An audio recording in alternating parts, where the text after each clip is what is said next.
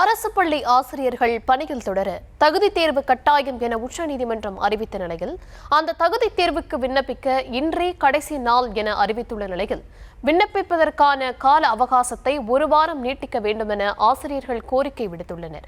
விவரங்களை தர இருக்கிறார் செய்தியாளர் ராஜேஷ். விவரங்கள் வழங்கலாம். வணக்கம். ஆசிரியர் தகுதி தேர்வு டெட் தேர்வுக்கான அந்த விண்ணப்பிப்பதற்கான கால அவகாசம் இன்றுடன் நிறைவடைகின்றது. ஏற்கனவே ஆசிரியர் பணியிலே சேருவதற்காக முயற்சி செய்யக்கூடியவர்கள் இந்த டெட் தேர்வினை எழுதுவதற்காக ஏராளமானோர் விண்ணப்பித்திருக்கிறார்கள். குறிப்பாக கடந்த 3 ஆண்டுகளாக இந்த தேர்வு நடத்தப்படாத நிலையில் இந்த ஆண்டு அந்த தேர்வை எழுதுவதற்காக ஏராளமானோர் விண்ணப்பித்திருக்கிறார்கள்.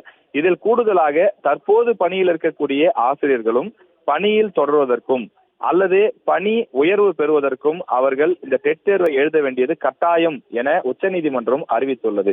எனவே இந்த தேர்வுக்கு தற்போது பணியில் இருக்கக்கூடிய ஆசிரியர்களும் பலரும் விண்ணப்பித்து வருகிறார்கள். இந்த தீர்ப்பு சமீபத்தில் தான் வந்தது என்பதனாலே அவர்கள் விண்ணப்பிப்பதற்கு போதுமான கால அவகாசம் கிடைக்கவில்லை. எனவே குறுகிய காலத்தில் முடிந்தவர்கள் விண்ணப்பித்திருக்கிறார்கள். விண்ணப்பிக்காத மற்ற சில ஆசிரியர்கள் தங்களுக்கு ஒரு வார காலம் அவகாசம் வேண்டும் என்று கோரிக்கை விடுத்திருக்கிறார்கள்.